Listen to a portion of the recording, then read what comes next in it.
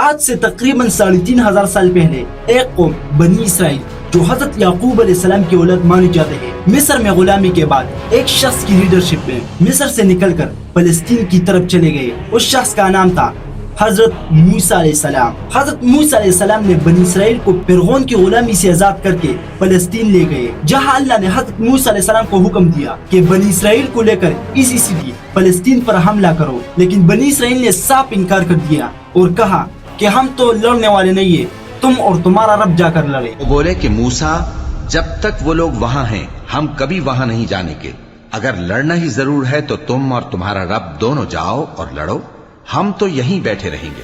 جس پر اللہ تعالیٰ نے بنی اسرائیل کو 40 سال تک اسی ڈیزرٹ میں رہنے کی سزا دی۔ اللہ تعالیٰ کا مقصد بنی اسرائیل کو صرف سزا دینا نہیں تھا، بلکہ یہ ایک تربیتی مرحلہ تھا، ایک ایسی قوم کو تیار کرنا تھا جو غلامی سے نکل کر ایک آزاد اور اللہ پر یقین کرنے والی قوم بنے، کیونکہ بنی اسرائیل پچھلے کئی سالوں سے فرعون کی غلامی میں رہ کر ان کی سوچ بالکل غلاموں جیسی ہو گئی تھی۔ تو اللہ تعالیٰ ایک ایسی قوم کو تیار کرنا چاہتے تھے جو آزاد اور بہادر ہو۔ حضرت موسیٰ علیہ السلام کی وفات کے بعد بنی اسرائیل نے حضرت یوشع کی لیڈرشپ میں فلسطین کو فتح کر لیا، لیکن کچھ ہی عرصہ بعد بنی اسرائیل مختلف قبائل میں بٹ کر آباد ہونے لگے اور اس کمزوری کی وجہ سے فلسطین ان کے ہاتھ سے نکل گیا، اور اگلے 2500 سال سے بنی اسرائیل فلسطین کو واپس نہ لے سکے۔ لیکن آخر 2500 سال بعد اللہ کے ایک بہت ہی بڑے پیغمبر نے فلسطین کو فتح کر لیا، جس کا نام ہے حضرت داؤد علیہ السلام۔ حضرت داؤد علیہ السلام نے فلسطین کو فتح کر کے اسے اپنا کیپٹل بنایا، اور اس کے بیٹے حضرت سلیمان علیہ السلام نے وہاں ایک عظیم ٹیمپل بنایا۔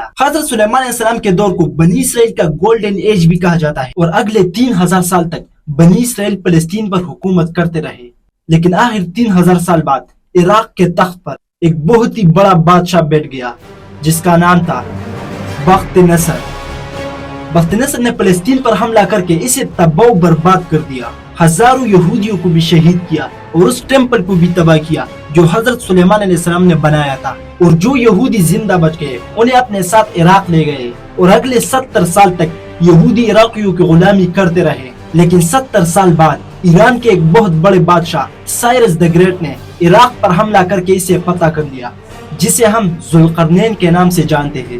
ذوالقرنین نے عراق کو فتح کر کے یہودیوں کو آزاد کیا اور انہیں اپنے شہر فلسطین دوبارہ بھیجا، جس کے بعد یہودیوں نے دوبارہ فلسطین پر 400 سال تک حکومت کی۔ 400 سال۔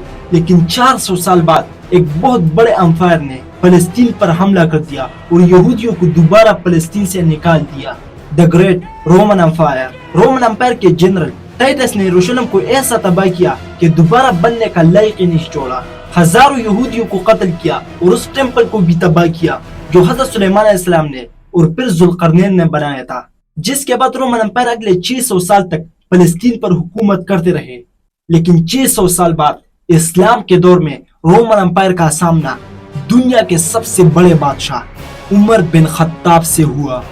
عمر بن خطاب کی خلافت میں جنگ یرموک کے بعد مسلمان یروشلم کے دروازے میں کھڑے تھے۔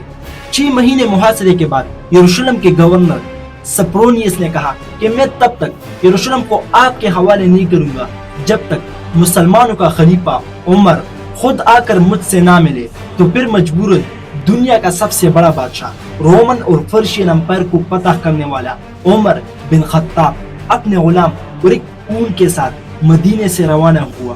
سپرونیس نے اپنے سارے گولڈ میڈل پہن کر خلیفہ عمر بن خطاب کی استقبال کے لیے کھڑے ہو گئے، لیکن سپرونیس یہ دیکھ کر حیران نہ کیا کہ غلام اونٹ کے اوپر بیٹھا ہے اور بادشاہ اونٹ کی رسی پکڑ کر آ رہا ہے، کیونکہ اس سے پہلے جس نے بھی یروشلم کو فتح کیا تھا انہوں نے یروشلم کو ایسا تباہ کیا تھا کہ دوبارہ بننے کا لائق ہی نہیں چھوڑا۔ لیکن حضرت عمر رضی اللہ عنہ نے بہت ہی پیسفل طریقے سے یروشلم کو فتح کیا، جس کے بعد مسلمان اگلے 350 سال تک یروشلم پر حکومت کرتے رہے۔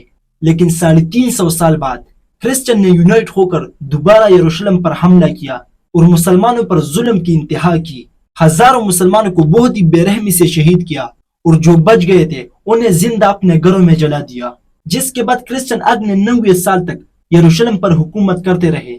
لیکن 90 سال بعد مسلمانوں کا سب سے بڑا بادشاہ صلاح الدین ایوبی نے یروشلم پر حملہ کیا، جس کو ہم نے اس ویڈیو میں ڈیٹیل سے ایکسپلین کیا ہے۔ تو آئیے اس ویڈیو کو ڈیٹیل سے دیکھتے ہیں۔ صلاح الدین ایوبی کے بعد 400 سال تک ایوبی، خوارزمی اور پھر مملوک سلطنت نے یروشلم پر حکومت کی، اور پھر اس کے بعد یروشلم سلطنت عثمانیہ کے قبضے میں آ گیا۔ عثمانیوں نے بھی یروشلم پر 400 سال تک حکومت کی، لیکن 400 سال بعد اور آج سے تقریباً 100 سال پہلے ورلڈ وار 1 میں عربوں نے برٹش کے ساتھ مل کر سلطنت عثمانیہ کا خاتمہ کیا، اور اسی کے ساتھ ایک بار پھر فلسطین مسلمانوں کے ہاتھ سے نکل گیا، اور آج تک ہم فلسطین کو واپس نہیں لے سکے۔ اس پر بھی ایک ڈیٹیل ویڈیو بنتی ہے، سو سبسکرائب۔